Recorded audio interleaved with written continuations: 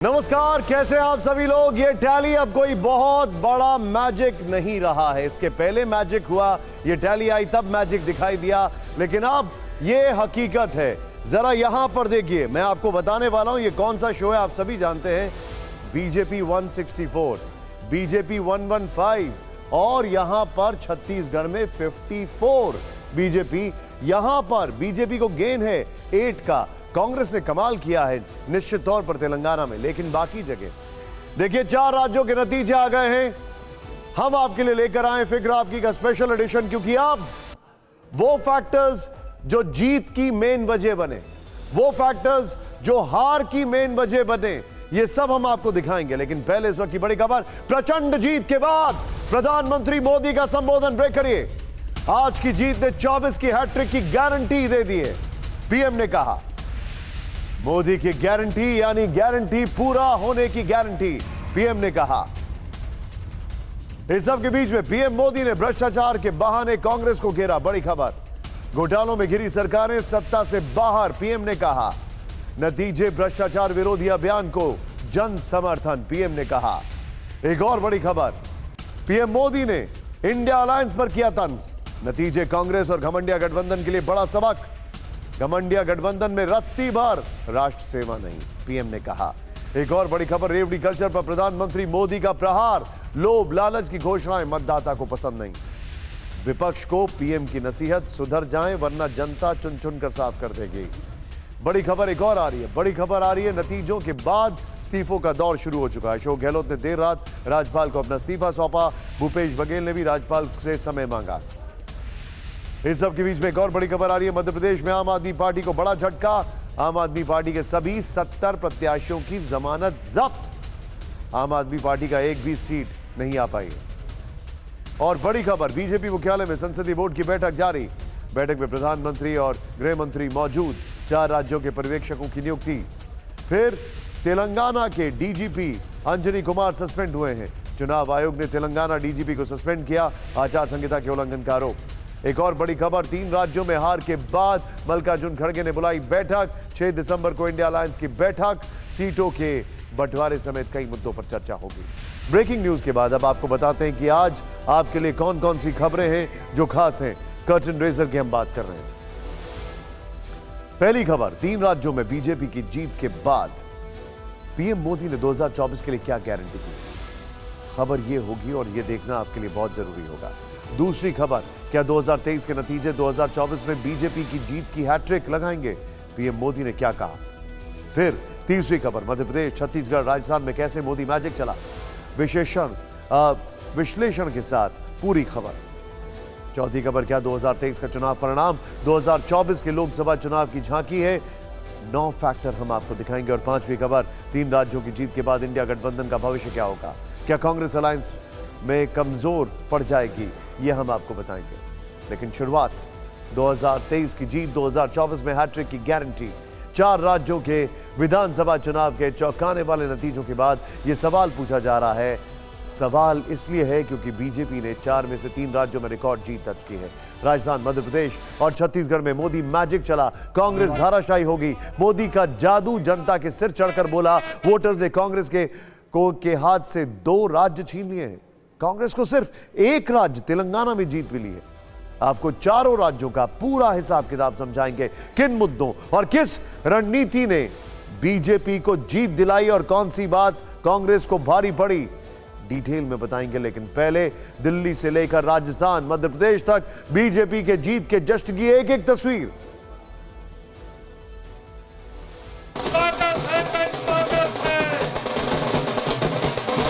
आज की इस हैट्रिक ने 24 की हैट्रिक की गारंटी दे दी है।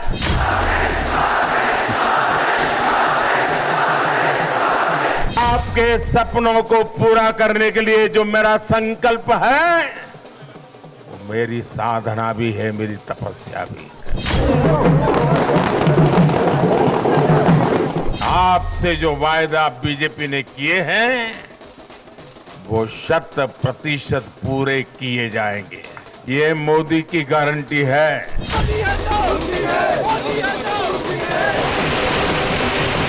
मोदी की गारंटी यानी गारंटी पूरा होने की गारंटी। हर गरीब कह रहा है वो खुद जीता है।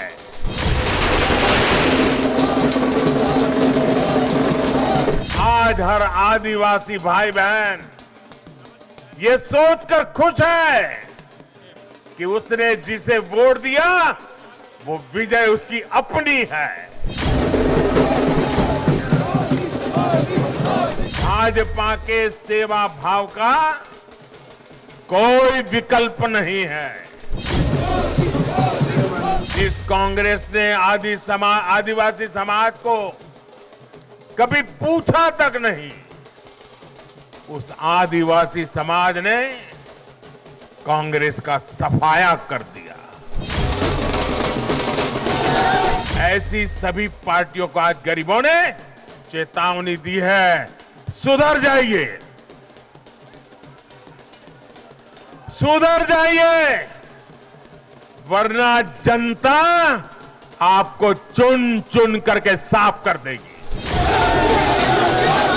जहां दूसरों से उम्मीद खत्म होती है, वहां से मोदी की गारंटी शुरू होती है। आज की इस हैट्रिक ने 24 की हैट्रिक की गारंटी दे दी है।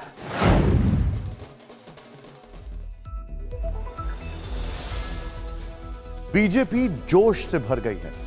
कांग्रेस के लिए आत्ममंथन का समय है। कर्नाटक की जीत का जो कांग्रेस के पास एक इनिशिएटिव था, क्या वो इनिशिएटिव पार्टी ने इस हार के बाद लूज किया है? हालांकि तेलंगाना के जो आंकड़े हैं नीचे की तरफ हम आपको दिखा रहे हैं, ये आंकड़े उनके लिए वाकई में बड़े प्रॉमिसिंग हैं। लेकिन आपको मध्य प्रदेश के रिजल्ट के बारे में बताएं उससे पहले इन चुनावों के उन बड़े फैक्टर्स के बारे में आपको बताते हैं जिन्होंने राजस्थान से मध्य प्रदेश और छत्तीसगढ़ तक बीजेपी की आंधी चला दी है। नंबर 1, चुनावी नतीजों के बाद बड़ी बात है। प्राइम मिनिस्टर मोदी की गारंटी पर जनता को ज्यादा भरोसा। अमित शाह की हर बूथ 51% वोट की रणनीति सफल रही। विपक्ष का जाति जनगणना वाला दांव जनता को नापसंद रहा। यह रहा विपक्ष का जाति जनगणना का दांव। बीजेपी ने युवा, महिला, किसान से जाति फैक्टर को तोड़ा। इंडिया अलायंस का प्रयोग विधानसभा में असफल दिखा। 3 राज्यों में हार से इंडिया अलायंस में कांग्रेस कमजोर हुई। आदिवासियों का वोट जो कांग्रेस का था बीजेपी को मिला। दक्षिण भारत में कांग्रेस की रणनीति कारगर साबित हो रही है। लेकिन एक और बड़ी बात है, दक्षिण भारत में अगर बात करें तेलंगाना की, और तेलंगाना में अगर बीजेपी को इतनी सीटें भी मिल गई हैं तो यह भी बीजेपी के लिए एक अचीवमेंट है। लेकिन हां, जो कांग्रेस को मैंडेट मिला है वो किसी भी सूरत हाल में कम नहीं। सबसे पहले देश के दिल मध्य प्रदेश की बात करते हैं, जहां बीजेपी की आंधी चली है। बीजेपी को 2/3 से ज्यादा बहुमत मिला है। मध्य प्रदेश में बीजेपी की हर रणनीति कारगर रही। यही वजह है कि शहर से गांव तक भगवा लहरा। एमपी में बीजेपी की जीत के 9 बड़े फैक्टर्स क्या रहे आपको दिखाएं, लेकिन उससे पहले मध्य प्रदेश में बड़ी जीत के बाद जश्न क्या हुआ आप खुद देखें सर। मोदी के मन में बसे एमपी, एमपी के मन में मोदी। मध्य प्रदेश की जनता के मन में भी बसे हैं।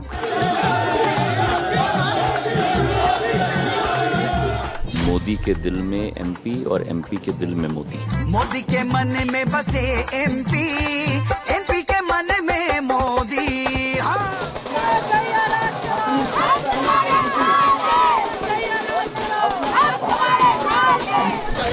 की टक्कर नहीं है, लाडली बहनों ने सारे कांटे निकाल दिए।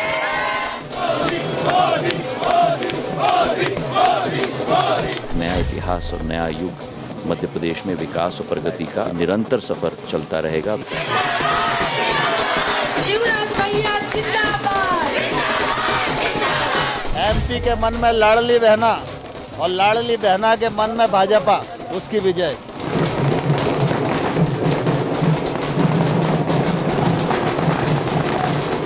51% वोट आज मध्य प्रदेश के अंदर भारतीय जनता पार्टी को मिला।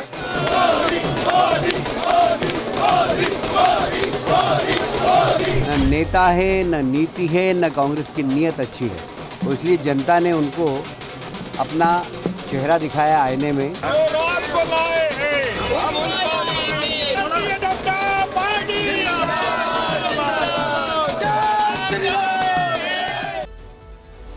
बीजेपी के लिए जीत सबसे बड़ा फैक्टर क्यों बन रही है 2024 की लड़ाई के लिए? कोई भी जीत कार्यकर्ताओं में जोश भर देती है, उनको एक उम्मीद देती है, उनके अंदर एक एक्स फैक्टर लेकर आती है। और जब जीत इस तरीके से हो, तब सोचिए कार्यकर्ताओं का जो उत्साह है, जो उनका जोश है, जो उनकी एक्सपेक्टेशंस हैं, वो किस लेवल पर जाएंगे। मध्य प्रदेश में बीजेपी ने रिकॉर्ड तोड़ दिया। बीजेपी को कितनी बड़ी जीत मिली है, यह आप अपनी टीवी स्क्रीन पर दाईं और बाईं तरफ मेरे देख सकते हैं। ऐसी जीत का अंदाजा ना तो बीजेपी के नेताओं को था, ना ही बड़े बड़े पॉलिटिकल एक्सपर्ट को। सवाल है कि अगर बीजेपी को इतनी बंपर जीत मिली है तो इसकी वजह क्या है? मध्य प्रदेश में बीजेपी की ऐतिहासिक जीत के 9 बड़े फैक्टर क्या है, एक एक करके आपको बताते हैं। देखिए, नंबर 1, अब क्या है यहां पर फैक्टर नंबर 1 जो आपको दिखा रहे हैं। 9 बजे का शो है, चैनल का नाम टीवी 9 है, तो 9 फैक्टर तो होना ही चाहिए। देखिए जरा, प्रधानमंत्री मोदी का जादू चला, ये तो बियॉन्ड डाउट है। नंबर 1, महिलाओं से जुड़ी योजनाओं का फायदा हुआ, ये साफ दिखाई देता है। और उससे पहले कमिटमेंट जो रिजर्वेशन बिल था, महिला रिजर्वेशन बिल, महिला और फर्स्ट टाइम वोटर्स का समर्थन मिला, ये बड़ी बात है। फर्स्ट टाइम मध्य प्रदेश की अगर बात की जाए तो खाली मध्य प्रदेश में करीब 4% वोटर थे, 22 लाख से ज्यादा, 22,32,000। फिर केंद्रीय मंत्री और सांसद फॉर्मूला सुपरहिट रहा, मतलब एकदम ग्राउंड तक अपने टॉप लेवल के लीडर्स को उतार दिया गया। एंटी इनकम्बेंसी फैक्टर पूरी तरह फेल हो गया है। क्यों? क्योंकि उसको कई जगह इस तरीके से टिकटों का वितरण किया गया कि उसको एकदम नलिफाई कर दिया गया। छठा फैक्टर दिखाइए जरा, हारी सीटों पर पहले टिकट देना सफल रहा, जिससे कि जो कैंडिडेट्स हैं उनको काम करने में समय मिला, उनको अपनी सीट पर वर्क करने में समय मिला। फिर 7वां फैक्टर, सीएम के तौर पर कई चेहरों वाला प्रयोग सफल रहा, जो सीएम को लेकर अगर एंटी इनकम्बेंसी कोई भी थॉट था तो गायब हो गया। फिर 8वां फैक्टर है हिंदुत्व और राम मंदिर का कार्ड कामयाब रहा। बीजेपी ने एक मुस्लिम को टिकट नहीं दिया मध्य प्रदेश में, सोचिए। और ये वही बीजेपी है जो निकाय चुनावों में भर भर कर 300 मुसलमानों को उसने टिकट दिया था चुनाव लड़ने के लिए, निकाय चुनाव में, जो वहां पर लोकल इलेक्शंस हुए थे, लेकिन यहां पर नहीं दिया। फिर भी हर बूथ पर 51% वोट का फॉर्मूला हिट रहा। बूथ मैनेजमेंट बीजेपी की बड़ी ताकत। ऐसे ही नहीं कहा जाता कि प्रधानमंत्री नरेंद्र मोदी जनता की नब्ज को समझते हैं। प्रधानमंत्री मोदी ने अपनी हर रैली में महिला, युवा और आदिवासी वोटर को सीधा संदेश दिया है। महिला, युवा और आदिवासी वोटर ने प्रधानमंत्री की गारंटी पर भरोसा किया। आज जीत के बाद प्रधानमंत्री मोदी बोले तो उन्होंने नारी शक्ति, युवा और आदिवासी वोटर्स की योजनाओं को, जो योजना है उसकी पूरी होने की गारंटी दे दी। आपसे जो वायदा बीजेपी ने किए हैं वो 100% पूरे किए जाएंगे, ये मोदी की गारंटी है। और मोदी की गारंटी यानी गारंटी पूरा होने की गारंटी। मोदी की गारंटी वाली गाड़ी देश की सफलता की गारंटी बनेगी, और ये भी मोदी की गारंटी है। मैं अक्सर कहता था कि इन चुनावों में नारी शक्ति ये ठान कर निकली है कि भाजपा का परचम लहराएगी। और जब देश की नारी शक्ति किसी का सुरक्षा कवच बन जाए तो कैसी भी ताकत उसे नुकसान नहीं पहुंचा सकती। आज देश का आदिवासी समाज भी अब खुलकर अपनी बात रख रहा है। ये वो आदिवासी समाज है जो कांग्रेस की नीतियों की वजह से 7 दशक तक पीछे रहा। मध्य प्रदेश में बीजेपी एक रणनीति के साथ चुनाव मैदान में उतरी। बीजेपी ने हर फैसला सोच समझ कर लिया। प्रधानमंत्री मोदी के चेहरे को आगे रखा। गृह मंत्री अमित शाह ने जमीनी रणनीति बनाई और उस रणनीति पर अमल करने के लिए चुनिंदा नेताओं को काम पर लगाया गया। कैसे मध्य प्रदेश में बीजेपी ने ऐतिहासिक जीत दर्ज की और कांग्रेस फेल हो गई, आपको इस रिपोर्ट में ये देखना जरूरी है, क्योंकि ये पूरा का पूरा उसका जो है इनसाइड स्टोरी तो नहीं, बल्कि हाँ पूरा बीजेपी की जीत का रोड मैप दिखाती है।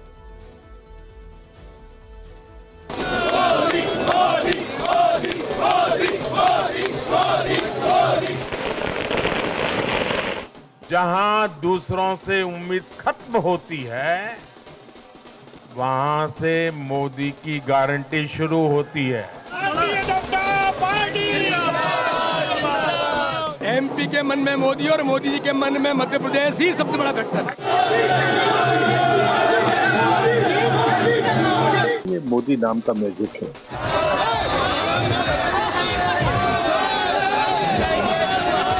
मोदी जी के मन में मध्य प्रदेश और मध्य प्रदेश के मन में मोदी। मोदी के मन में बसे एमपी, एमपी के मन में मोदी। मोदी के मन में एमपी, एमपी के मन में मोदी। मध्य प्रदेश के चुनावी नतीजों ने बीजेपी के इस नारे को ग्राउंड पर उतार दिया।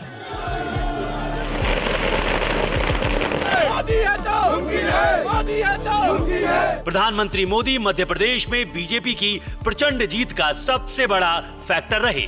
एमपी के वोटर ने कांग्रेस की गारंटी के वादे से ज्यादा मोदी के चेहरे पर भरोसा किया।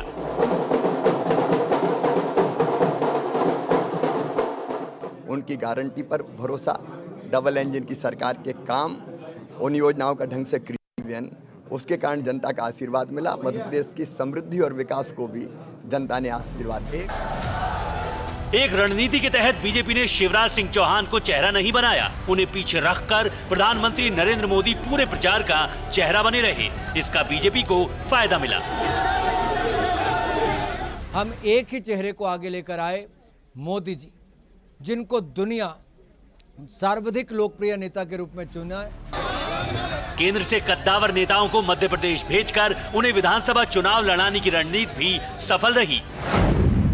बीजेपी ने 7 सांसदों को विधानसभा का चुनाव लड़ाया। इनमें 3 केंद्रीय मंत्री हैं। बीजेपी ने एमपी में मुख्यमंत्री का चेहरा घोषित नहीं किया। इसकी जगह 6 और नेता मुख्यमंत्री की दौड़ में दिखाई दिए। इससे 6 सीएम दावेदारों की जातियों के वोटर्स पर प्रभाव पड़ा। मोदी गारंटी चल पड़ी है और विशेष करके उन लोगों को ये बड़ा करारी जवाब है जिन लोगों ने तमाम प्रकार की अपमान की शब्द, गाली गुलज की शब्द, सामंतवादी मनोवृत्ति में जितना भी नीचा किया जा सकता है, सारे शब्द प्रधानमंत्री जी के ऊपर लगाए। मध्य प्रदेश में कांग्रेस काफी पीछे रह गई और बीजेपी रेस में आगे निकल गई। इसका दूसरा बड़ा फैक्टर केंद्रीय गृह मंत्री अमित शाह की रणनीति रही। भारत माता की। अमित शाह ने मध्य प्रदेश के लिए जमीनी स्तर पर रणनीति बनाई। 2 सीनियर नेताओं भूपेंद्र यादव और अश्विनी वैष्णव को मध्य प्रदेश चुनाव की कमान सौंपी गई। पूरे राज्य को 20 हिस्सों में बांटकर रणनीति बनाई गई। हर हिस्से की जिम्मेदारी एक संगठन मंत्री को दी गई। अमित शाह ने हर बूथ पर 51% वोट का फॉर्मूला तैयार किया, जो बीजेपी के लिए हिट रहा। मध्य प्रदेश, राजस्थान, छत्तीसगढ़ में जो बड़ी जीत हमको मिली है, उसका श्रेय मोदी जी का नेतृत्व, अमित शाह जी की रणनीति, नड्डा जी की संगठन क्षमता, इन तीनों को ही मैं देना चाहूंगा। कांग्रेस ने चुनाव प्रचार के दौरान जाति जनगणना को बड़ा मुद्दा बनाया। राहुल गांधी ने अपनी हर रैली में सरकार बनने पर जाति जनगणना कराने का वादा किया, लेकिन ओबीसी पर कांग्रेस के इस वादे का कोई असर नहीं हुआ। जो नतीजे आए हैं उसकी उम्मीद कांग्रेस के किसी नेता को नहीं थी, इसलिए कांग्रेसी खेमे में सन्नाटा पसरा है। कांग्रेस के नेता समझ ही नहीं पा रहे कि चूक कहां हुई। हम संतुष्ट नहीं उससे, क्योंकि हमको लगा कि जो हमने सड़क पे देखा था वो हमको यहाँ नहीं दिख रहा है, और हमने नहीं देखा था, आपने भी देखा था, पूरी मीडिया ने भी देखा था, आप वैसी रिपोर्टिंग भी कर रहे थे। तो मतलब कुछ ना कुछ हमको इस पे सोचना पड़ेगा। कांग्रेस के लिए चिंता की बात यह है कि उसका कोई वादा, कोई गारंटी नहीं चली। हर गारंटी फेल हो गई। कमलनाथ को मुख्यमंत्री के तौर पर प्रोजेक्ट करना बेकार साबित हुआ। मध्य प्रदेश में कांग्रेस की 11 गारंटी फेल रही। कमलनाथ का सॉफ्ट हिंदुत्व का कार्ड नहीं चला। टिकट बंटवारे में देरी ने भी कांग्रेस का खेल खराब किया। मध्य प्रदेश के रिजल्ट ने कांग्रेस के लिए 2024 की लड़ाई बहुत मुश्किल कर दी है, क्योंकि कांग्रेस ने विधानसभा चुनाव में हर दांव चला था। जाहिर है अब कांग्रेस को नए सिरे से अपनी रणनीति बनानी होगी।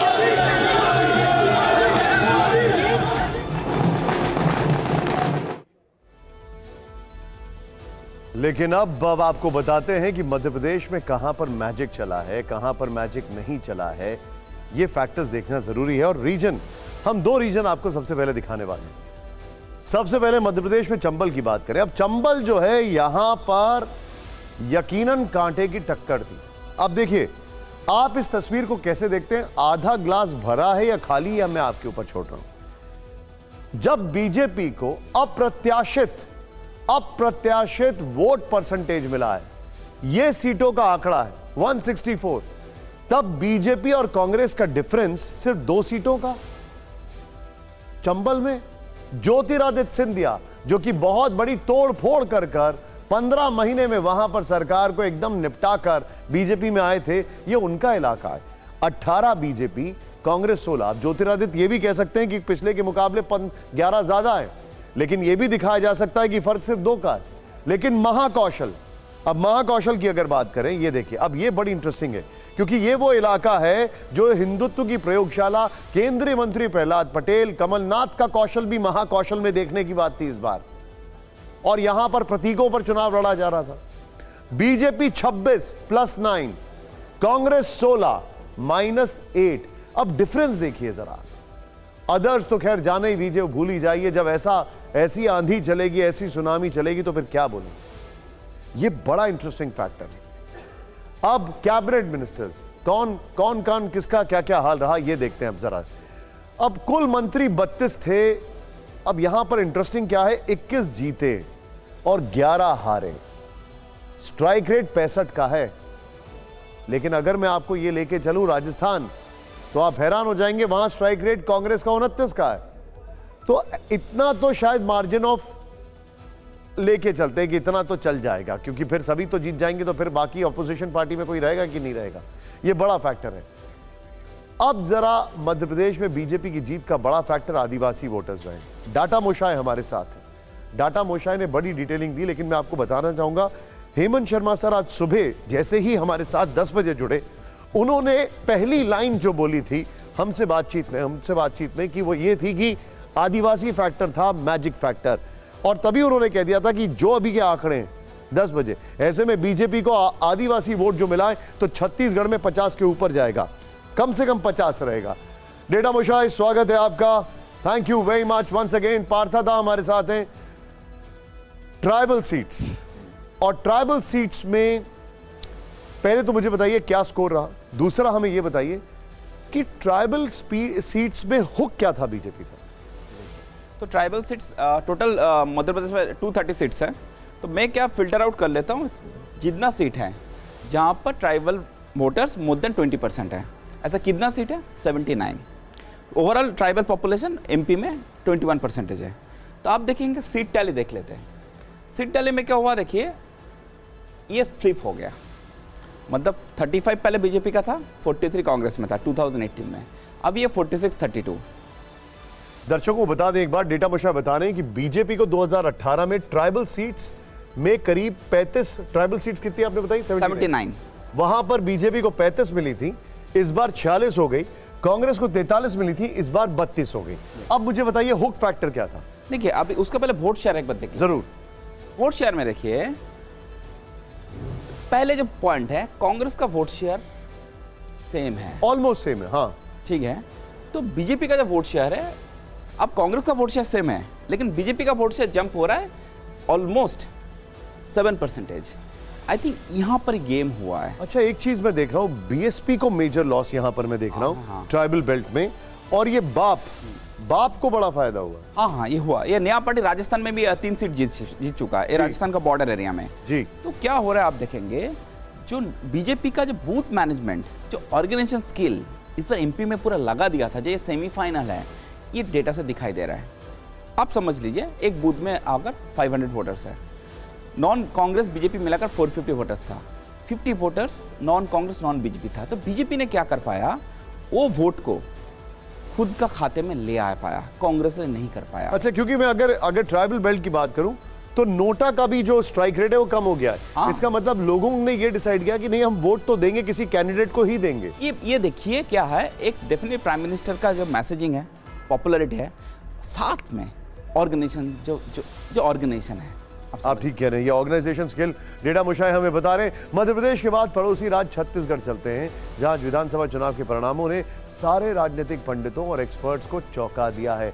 छत्तीसगढ़ के नतीजों ने एग्जिट पोल के सारे अनुमान धाराशायी कर दिए हैं। यहां भी बीजेपी ने बम्पर जीत हासिल की है। सबसे पहले आपको बताते हैं छत्तीसगढ़ के नतीजों के मायने क्या हैं, और यह बड़ा गौर करने वाली बात है कि छत्तीसगढ़ में बीजेपी के 9 फैक्टर्स क्या हैं।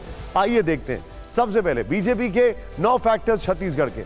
छत्तीसगढ़ बीजेपी सरकार नंबर 1 9 फैक्टर। बीजेपी को मोदी के चेहरे पर चुनाव लड़ने का फायदा हुआ। रमन सिंह पीछे थे, वहां पर दूर दूर तक नहीं दिखाई दे रहे थे। बघेल की रेवड़ी योजनाओं पर मोदी की गारंटी भारी पड़ी। आदिवासी वोट से बीजेपी को जबरदस्त फायदा मिला है। ये वहां पर पूरा का पूरा बस्तर का इलाका अगर देखें, डेटा मोशा ने हमें बताया नॉर्थ और बस्तर के इलाके में बीजेपी को बहुत फायदा मिला है। शहरी इलाकों में भी बीजेपी ने अपना शानदार प्रदर्शन किया है।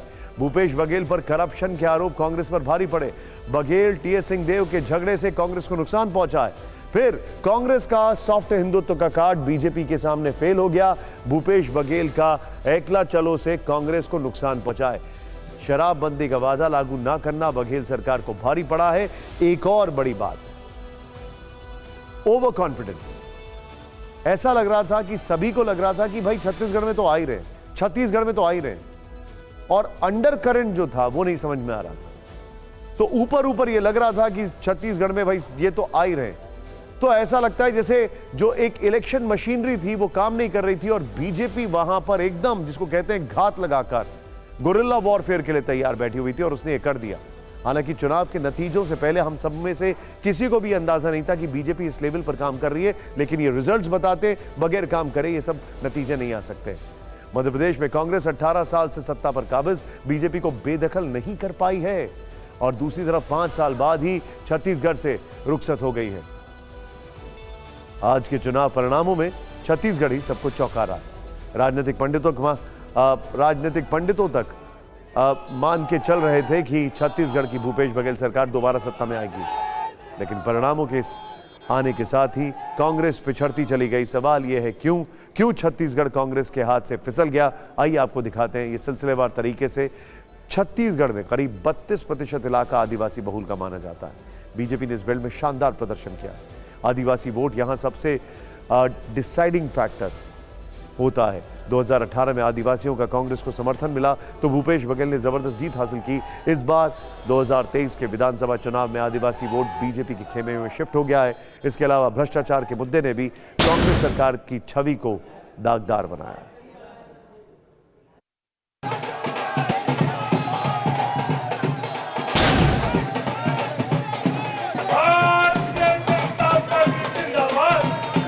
छत्तीसगढ़ में भी मोदी मैजिक चला और छत्तीसगढ़ कमल छाप हो गया। प्रदेश स्तर के नेताओं को पीछे कर प्रधानमंत्री मोदी के चेहरे पर चुनाव लड़ना बीजेपी के लिए बेहद कारगर साबित हुआ। आदिवासियों ने पीएम मोदी की गारंटी को हाथों हाथ लिया और राज्य में बम्पर जीत के साथ कमल खिला दिया। बस्तर और सरगुजा जैसे आदिवासी बहुल क्षेत्रों में बीजेपी ने कांग्रेस को पटखनी दे दी। छत्तीसगढ़ के नतीजों पर पीएम मोदी के चेहरे के साथ एक और फैक्टर का बड़ा असर हुआ है। ये फैक्टर है भ्रष्टाचार का मुद्दा, जो भूपेश बघेल की कांग्रेस सरकार को भारी पड़ा। छत्तीसगढ़ में बीजेपी के लिए पीएससी घोटाले को मुद्दा बनाना फायदेमंद साबित हुआ। पीएससी में नेताओं और अधिकारियों के बेटे बेटियों के चयन का आरोप लगाकर बीजेपी ने बघेल सरकार को घेरा। विधानसभा चुनाव से ऐन पहले महादेव ऐप घोटाले में आरोप लगने के बाद बघेल सरकार बैकफुट पर आई। इसके बाद जब जनता वोट करने कतार में खड़ी हुई तो उसके दिमाग में भ्रष्टाचार का मुद्दा हावी रहा। छत्तीसगढ़ की जनता की गाढ़ी कमाई का पैसा लूटने वाला कितना भी बड़ा आदमी है उसे छोड़ा नहीं जाएगा, बख्शा नहीं जाएगा, कानूनी कार्रवाई की जाएगी। किस किस पर कार्रवाई की जाएगी? सीएम को हमेशा एक फेस मानकर बीजेपी आरोप करती रही है।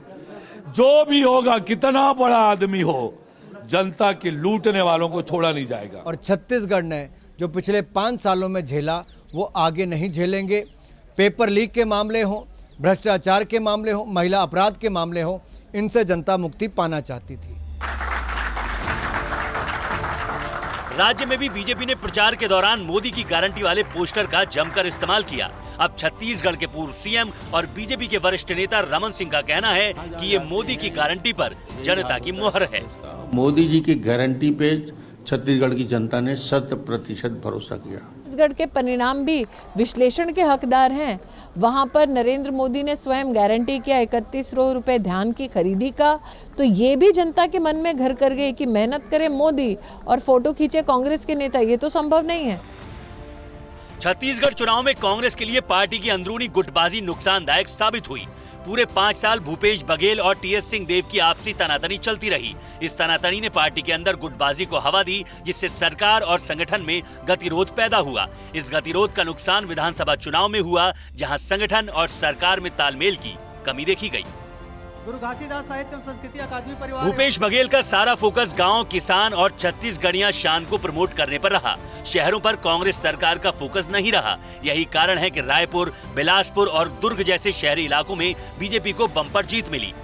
फिर भूपेश बघेल सरकार का विकास पर भी ध्यान नहीं रहा। प्रधानमंत्री मोदी जहां बीजेपी को विकास का पर्याय बताते रहे, वहीं नए प्रोजेक्ट तो दूर, कांग्रेस सरकार पुरानी रमन सिंह सरकार की विकास योजनाओं को भी आगे बढ़ाने में नाकाम रही। विकास न करना भी भूपेश बघेल सरकार के विरुद्ध गया। अच्छा, यहां पर यह सोचने वाली बात है, छत्तीसगढ़ राजस्थान नहीं है। राजस्थान में इनकम्बेंसी बदलने का रिवाज है, छत्तीसगढ़ में नहीं था।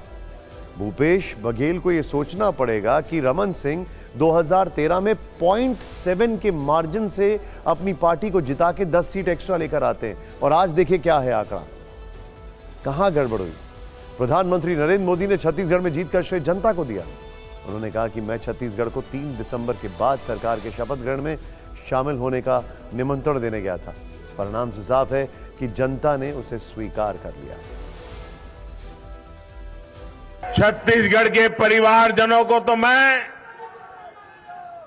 जब मैं वहां चुनाव सभाओं में गया तो मैं खुद ही पहली सभा में, छत्तीसगढ़ के चुनाव की पहली सभा में मैंने खुद कहा था कि मैं आपसे कुछ मांगने नहीं आया हूं, मैं तो आपको 3 दिसंबर के बाद सरकार बनेगी तो शपथ समारोह में निमंत्रण देने के लिए आया। छत्तीसगढ़ के परिणाम से साफ है कि हर परिजन ने उस बात को स्वीकार किया है। ज्यादातर एग्जिट पोल में राजस्थान में बीजेपी की सरकार बनती दिखाई दी थी, तो आज सही साबित हुआ। लेकिन सवाल यह है कि राजस्थान में बीजेपी रिवाज कायम करने में कामयाब कैसे रही। पार्टी की जीत के 9 बड़े फैक्टर्स क्या, आइए देखते हैं। अब यह बहुत इंटरेस्टिंग इलेक्शन है, क्योंकि मुझे याद है राजस्थान में एक सभा में प्रधानमंत्री ने कहा था कि हमारे यहां कोई चेहरा नहीं है, कमल ही हमारा चेहरा। अब देखते हैं। पहला, पीएम मोदी के चेहरे पर विश्वास। यह बहुत बड़ा फैक्टर है हर जगह। ये मतलब क्या कहा जाए, बीजेपी के पास एक ऐसा फैक्टर है जो वाकई में कन्हैया लाल हत्याकांड से ध्रुवीकरण, ये एक और बड़ी बात है। पिछले चुनाव में बीजेपी ने एक मुस्लिम को वोट दिया, सीट दी थी, लेकिन इस बार वो भी नहीं दिया। क्या केंद्रीय मंत्री प्लस सांसद को टिकट का सफल प्रयोग, ये एक और बड़ी बात है। फिर दिखाइए जरा, वसुंधरा को चेहरा ना बनाना सही था। अब इन द रेट्रोस्पेक्ट दिखाई देता है सही था, क्योंकि आंकड़े देखिए, आंकड़े आपके सामने हैं। नेक्स्ट दिखाइए। फिर 5वां फैक्टर, ओपीएस और चिरंजीवी योजना फेल हुई। बीजेपी ये कहती है कि कर्नाटक और हिमाचल में जो कांग्रेस ने वादे किए वो पूरे नहीं कर पाए, इसलिए इनके वादों पर यहां पर भी यकीन नहीं था। आगे बढ़िए, ये देखिए जो फैक्ट्स हैं। कांग्रेस की मुफ्त रेवड़ी नहीं चली। अब ये बड़ा फैक्टर है, अगर कांग्रेस ने यहां पर मुफ्त रेवड़ी चली, बहुत सारी चीजें की, वो एक बहुत बड़ा फैक्टर है। नेक्स्ट दिखाइए। फिर गहलोत पर लाल डायरी भारी पड़ी, ये एक और फैक्टर है। फिर गहलोत पायलट विवाद महंगा पड़ा, ये सबको पता है। और फिर सरकार बदलने का रिवाज कायम है। एक बड़ा फैक्टर जो हम इग्नोर नहीं कर सकते हैं, और वो यहां पर बहुत बड़ा फैक्टर है। पहला फैक्टर, डर के मारे अपनी पार्टी में, क्योंकि ऑलरेडी विवाद चल रहा था, अशोक गहलोत ने करीब 97 अपने एमएलएस को रिपीट किया, टिकट दिया उनको वापस। वहां पर एंटी इनकम्बेंसी बहुत जोर से लगी। 97 या 90 के आसपास कुछ नंबर है, उनको वापस टिकट दिया गया था चुनाव लड़ने के लिए। दूसरा फैक्टर जो और ज्यादा खतरनाक है, वो ये था कि रिबेल्स थे वहां पर, और जो छोटी छोटी पार्टियां वहां पर बनकर आई, क्योंकि अदर्स देखिए, अब आप राजस्थान में अदर्स का आंकड़ा देखिए 14। रिबल्स और छोटी छोटी पार्टियां, उन्होंने बहुत जबरदस्त नुकसान पहुंचाया। अभी आपको डेटा मुशाहिब बाप की बात बता रहे थे, वो जो एक पार्टी है, फिर बीएसपी की हम बात कर रहे हैं, वहां पर इन पार्टीज ने बहुत नुकसान पहुंचाया। इधर नतीजे आने के बाद अशोक गहलोत ने मुख्यमंत्री पद से इस्तीफा दे दिया। देर शाम अशोक गहलोत राजभवन पहुंचे। वो राज्यपाल कलराज मिश्र से मिले और औपचारिक तौर पर उनको अपना इस्तीफा सौंप दिया। दोनों ने कुछ देर बैठकर बातचीत भी की। इसके बाद वो वहां से निकल गए। राजस्थान में बीजेपी की जीत के पीछे सिर्फ इतनी वजह नहीं है, बल्कि इसके पीछे प्रधानमंत्री मोदी का करिश्माई व्यक्तित्व का बहुत बड़ा रोल रहा, जिसने राजस्थान में चुनावी हवा का रुख पूरी तरह बदल कर रख दिया।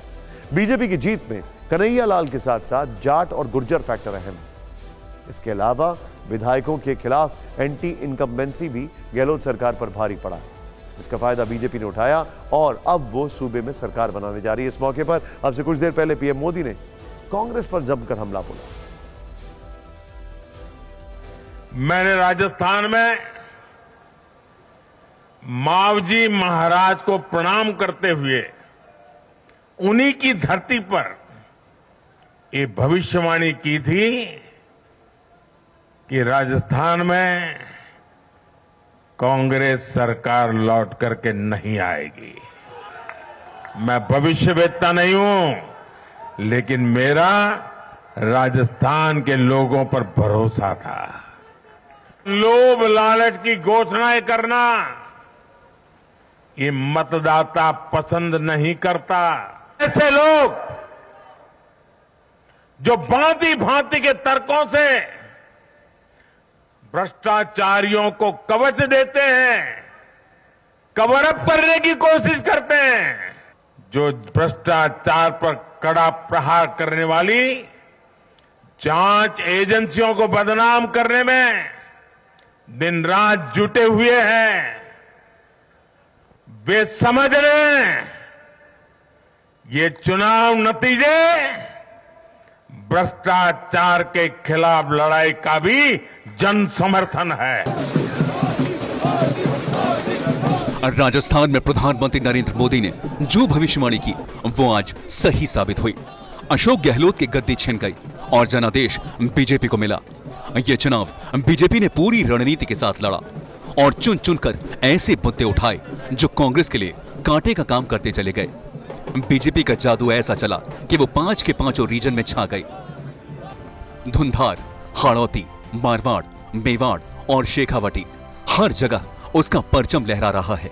राजस्थान की ये जो शानदार जीत है, ये माननीय हमारे प्रधानमंत्री नरेंद्र मोदी जी, जिनका मंत्र था ये सबका साथ, सबका विकास, सबका विश्वास और सबका प्रयास, ये उसकी जीत है।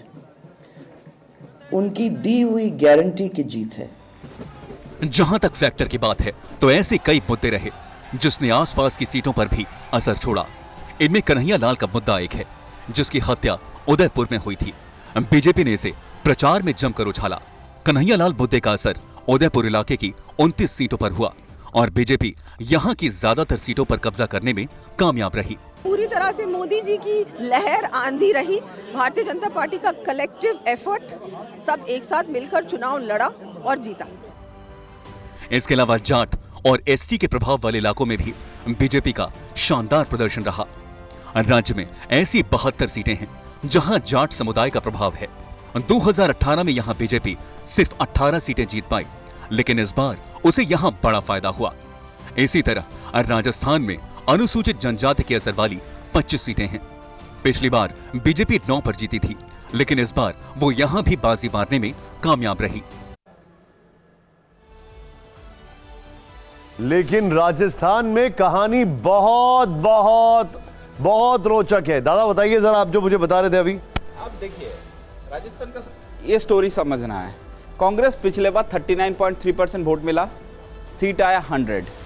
इस बार उससे ज्यादा वोट गिरा, 39.5, और सीट आ गया 67। बड़ी रोचक बात है, कांग्रेस को पिछली बार से ज्यादा वोट मिला इस बार, लेकिन सीट कम आई है। अब सीट टैली देख लीजिए, पिछले बार 100 था, इस बार 69 आ गया। तो ये जो है बीजेपी का जो अंडरस्टैंडिंग ऑफ इलेक्शन, ये एक अलग लेवल का है। ये मानना पड़ेगा। आप हर इशू ले आ सकते हैं, देखिए सब कुछ होगा, लेकिन लास्ट जब पोल मैनेजमेंट ये दिखा रहा है कि आप ज़्यादा वोट मिलकर, बीजेपी ने किया क्या है मैं आपको बता रहा हूँ, 39.8 39 पॉइंट, तो ये वोट शेयर का जो non Congress non BJP vote था उसको बूथ में ले आने के लिए खींचने का कोशिश किया। ये बहुत बहुत बहुत इंपॉर्टेंट है। पोल मैनेजमेंट आप जो बता रहे हैं वाकई में इंटरेस्टिंग है। एक फैक्टर मैं आपसे तुरंत लेना चाहूंगा, मुझे जरा हमारे दर्शकों को बता दीजिए, तेलंगाना में हैदराबाद में क्या हुआ है, जरा जल्दी से बता दीजिए। देखिए हैदराबाद का क्या हाल है, कौन जीता? देखिए अगर ये थोड़ा फोकस कर सकते हैं आप देखेंगे, एक ये देखिए सेम जो बीजेपी किया है राजस्थान एमपी में, कांग्रेस किया तेलंगाना में। कंसोलिडेशन जहां मेरा सपोर्ट है, मैं कंसोलिडेट कर। मुझे बताइए हैदराबाद में क्या हुआ? अभी हैदराबाद डिस्ट्रिक्ट में देखेंगे तो ये रहा हैदराबाद, हाँ, तो देखेंगे छोटा एरिया है, मतलब सीट टैली है 15।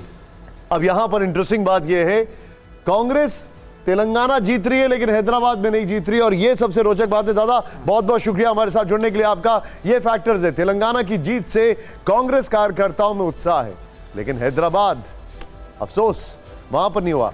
आइए अब तेलंगाना के नतीजों के मायने क्या है वो समझने की कोशिश करते हैं। लेकिन डेटा मुशाह जिनके साथ मैं अभी खड़ा था, उन्होंने पहले एक बहुत बड़ा फैक्टर बता दिया था। राहुल की भारत जोड़ो यात्रा जब निकली थी तो कर्नाटक में जो इलाके तेलंगाना के नजदीक थे वहां पर कर्नाटक में बहुत बड़ी जीत मिली, और यही डेटा मुशाह ने हमें बोला था कि तेलंगाना में कांग्रेस सबको सरप्राइज करने वाली है। आइए 9 फैक्टर, 10 साल सरकार के बाद एंटी इनकम्बेंसी, बड़ा ही नेचुरल फैक्टर दिखाई देता है। फिर देखिए राहुल रेवंत रेड्डी की जोड़ी स्वीकार्य है, नेक्स्ट दिखाइए। फिर कांग्रेस पार्टी की संगठनात्मक मजबूती, फिर दिखाइए यहां पर जो फैक्टर है केसीआर पर कांग्रेस की 6 गारंटी भारी पड़ी है। फिर देखिए जो फैक्टर्स और सामने आ रहे हैं, कर्नाटक की तरह मुस्लिम वोट कांग्रेस के साथ यहां पर कंसोलिडेट हुआ है। दक्षिण में भारत जोड़ो यात्रा का असर दिखा, जो कि मैंने आपको बताया अभी, डेटा मुशाह ने बताया था। फिर केसीआर के परिवार पर भ्रष्टाचार के गंभीर आरोप लगे। फिर देखिए सरकार पर परिवारवाद का मुद्दा भारी पड़ा। फिर यहां पर जो एक और फैक्टर है, बीआरएस एआईएमआईएम को बीजेपी की बी टीम बताया गया। और इंटरेस्टिंग बात क्या है, अर्बन इलाकों की पार्टी बनकर रह गई बीआरएस। अब ऐसा लगता है क्योंकि रूरल में कांग्रेस ने वाकई में कंसोलिडेट किया, और रूरल में मध्य प्रदेश में कांग्रेस बीजेपी को नहीं हिला पाई, बल्कि बीजेपी ने ज्यादा अच्छा परफॉर्म किया। ये बड़ा ही अलग गेम चल रहा है। तेलंगाना में कांग्रेस की जीत किसी जादू से कम नहीं मानी जा रही। तेलंगाना की राजनीति के जानकार इस जीत का मिलना कांग्रेस के लिए दक्षिण के एक द्वार खुलने जैसा मान रहे हैं। ऐसा क्यों कहा जा रहा है, जानने के लिए देखिए ये रिपोर्ट।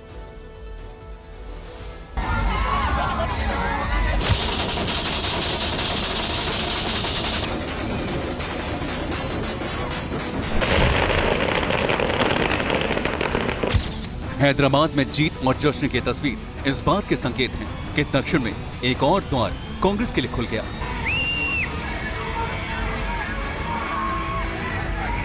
तेलंगाना की जनता जब जरूरत है तब सही तरीका से सही जवाब देने के लिए हमेशा हाजिर रहते। इस बार तेलंगाना में कांग्रेस सरकार बना देके यहाँ के जो शहीद हुए युवता उनके विचारधारा को आगे ले जाने के लिए हमको संपूर्ण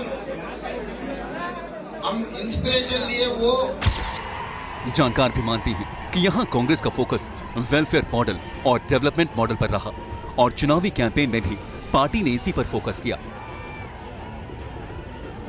कांग्रेस ने वादा किया कि वो हर बेरोजगार युवा को 4,000 रुपए हर महीना, महिलाओं को 2,500 रुपए, बुजुर्गों के लिए 4,000 रुपए पेंशन और किसानों को 15,000 रुपए देगी। इसके अलावा कांग्रेस अपने चुनाव प्रचार के दौरान केसीआर के ऊपर भ्रष्टाचार के मुद्दे को लेकर हमलावर रही। यही नहीं, हर मंच से यह भी कहती रही कि बीआरएस और बीजेपी के बीच साठगांठ है। बीआरएस और कांग्रेस पार्टी के बीच में है। सच्चाई यह है कि बीआरएस, बीजेपी और एमआईएम एक साथ काम कर रहे हैं। ये सारे दांव कांग्रेस के पक्ष में गए और बीआरएस को हार का सामना करना पड़ा। 2 बार उन्होंने हमें मौका दिया, 10 साल नया तेलंगाना राज्य जिसको बनाने में हमने बहुत एक्टिव रोल प्ले किया, अहम भूमिका प्ले किया। इसमें हमें मौका दिया गया 2 बार, कोशिश हमने तो ये की कि तेलंगाना को पूरे भारत में, पूरे हिंदुस्तान में नंबर 1 बनाने की, और हम काफी हद तक कामयाब भी हो चुके। बट इस बार हमें जो रिजल्ट चाहिए था वो नहीं मिला। तेलंगाना में कांग्रेस की रणनीति को राजनीतिक जानकार भी सराह रहे हैं और कह रहे हैं कि तेलंगाना में आरआरआर मैजिक चला है। आरआरआर मैजिक मतलब राहुल गांधी और रेवंत रेड्डी से है। चुनावी कैंपेन के दौरान राहुल गांधी ने तेलंगाना में करीब 26 रैलियां की थी। प्रियंका गांधी ने भी यहां पूरा जोर लगाया था। पार्टी के बड़े दिग्गज के तौर पर जहां राहुल प्रियंका ने मोर्चा संभाला था, वहीं जमीन पर रेवंत रेड्डी भी पूरी ताकत लगाते दिखे। कहा जाता है कि साल 2021 में कांग्रेस ने रेवंत रेड्डी को बड़ी जिम्मेदारी देते हुए प्रदेश अध्यक्ष चुना और 2023 में उन्होंने कमाल कर दिया। जानकार मान रहे हैं कि तेलंगाना के नतीजे कांग्रेस के लिए भी 2024 में बेहद अहम साबित होंगे।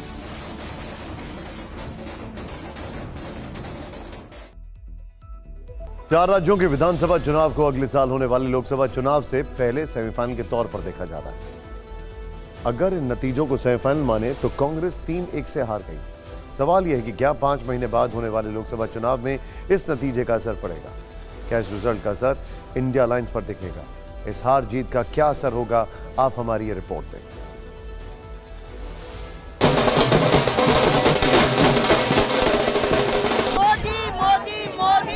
हिंदी पट्टी के 3 राज्यों राजस्थान, मध्य प्रदेश और छत्तीसगढ़ से कांग्रेस को भारी उम्मीदें थी, लेकिन वोटों की गिनती शुरू हुई तो सारी उम्मीदें टूट गईं। तीनों राज्यों में कांग्रेस को करारी हार झेलनी पड़ी। हार ऐसी है कि कांग्रेस नेताओं से बोले नहीं बन रहा। और कुछ लोग तो कह रहे हैं कि आज की इस हैट्रिक ने 24 की हैट्रिक की गारंटी दे दी है। मध्य प्रदेश में 230 सीटों, राजस्थान में 199 सीटों, छत्तीसगढ़ की 90 सीटों पर कांग्रेस और बीजेपी के बीच सीधा मुकाबला था। इन 3 राज्यों में लोकसभा की 65 सीटें आती हैं। जिस वक्त 2019 के लोकसभा चुनाव हुए तब इन तीनों राज्यों में बीजेपी की सरकार नहीं थी। 2018 के विधानसभा चुनाव में तीनों राज्यों में कांग्रेस को जीत मिली थी। बावजूद इसके जब 2019 में लोकसभा चुनाव हुए तो बीजेपी को बम्पर जीत मिली। 3 राज्यों की 65 लोकसभा सीटों में से बीजेपी ने 61 सीटें जीती। कांग्रेस को सिर्फ 3 सीटों पर जीत मिली, जबकि 1 सीट पर अन्य को जीत मिली। आज के नतीजों के बाद कांग्रेस के लिए राजस्थान, मध्य प्रदेश और छत्तीसगढ़ में लोकसभा चुनाव की लड़ाई और मुश्किल हो गई है।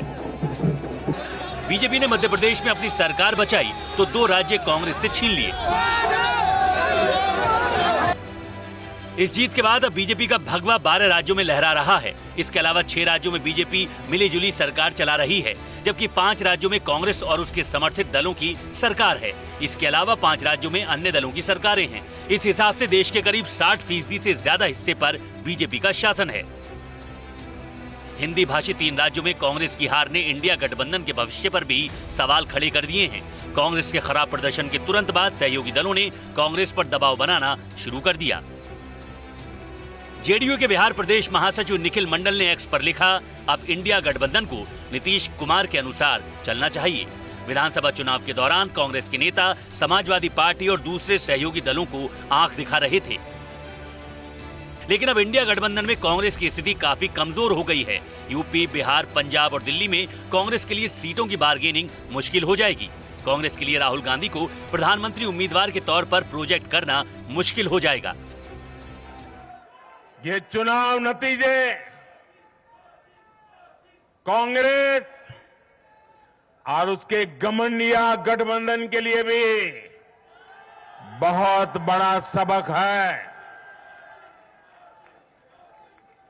सबक यह है कि सिर्फ कुछ परिवारवादियों के मंच पर एक साथ आ जाने से फोटो कितनी अच्छी निकल जाए, देश का भरोसा नहीं जीता जाता।